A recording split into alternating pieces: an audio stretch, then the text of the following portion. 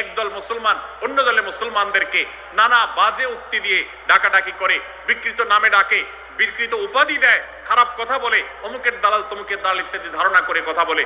এই কাজগুলো হারাম, এগুলো আমরা কখনো করব না। আমরা যেন কেউ কাউকে নিয়ে বিদ্রুপ না করি, ব্যঙ্গ না করি, কেউ কাউকে যেন বাজে নামে না ডাকি, কেউ যেন কাউকে খোঁচাখুচি না করি, কেউ যেন কাউর নাম বিকৃত করে তাকে না ডাকি।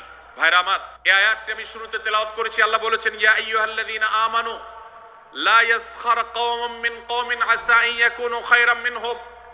হে ঈমানদারেরা, হে মুসলমানেরা, তোমাদের কেউ যেন অন্য কারোর নাম ধরে অন্য কাউকে ব্যঙ্গ বিদ্রুপ ঠাট্টা না করে। আমরা একে অন্যকে নিয়ে ঠাট্টা করি কি করি না? বিদ্রুপ করার রোগ আমাদের মধ্যে আছে না নাই?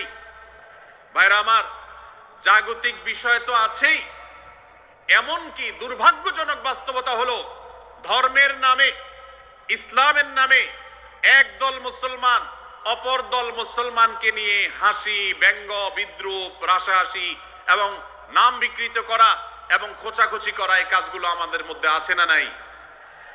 আমরা যারা ইসলামের খেদমত মনে করে আমার ভিন্ন মতের ভিন্ন দলের মুসলমানকে খোঁচাখুচি করি, আমরা যারা আল্লাহর খেদমত মনে করে, ইসলামের সেবা মনে করে, দাওয়াতের কাজ মনে করে, ইসলাম প্রচার মনে করে ভিন্ন মতের অন্য দলের মুসলমানকে নিয়ে ব্যঙ্গ বিদ্রুপ আর হাসাহাসি করি, তাদেরকে সোশ্যাল মিডিয়াতে, অনলাইনে, অফলাইনে তুচ্ছ-তাচ্ছিল্য করি, আল্লাহর শপথ করে বলছি, এটা ইসলামের সেবা নয়, এটা হলো প্রবৃত্তির পূজা, এটা হলো আপনার নফসের পূজা, এটা হলো আপনার প্রবৃত্তির গোলামি করা, এটা আল্লাহর গোলামি নয়, এটা ইসলামের খেদমত নয়, এটা ইসলামের 12টা বাজানো।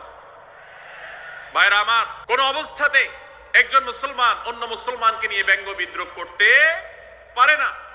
আমার মুসলমান ভাই যদি কোনো ভুল কথা বলে, ভুল কাজ করে, আমি যথাযথ নিয়মে তাকে সংশোধনের চেষ্টা করব, সমালোচনা করার দরকার হলে সেটাও করব, কিন্তু হাসাহাসি নয়, বিদ্রুপ নয়, ব্যঙ্গ করা নয়। আজ আমাদের তরুণদের মধ্যে এটা একটা আর্টে পরিণত হয়েছে। আপনারা রোস্টিং ভিডিওর কথা কম বেশি সবাই জেনে থাকবেন। রোস্টিং ভিডিওর কথা আপনারা জানেন কি জানেন না?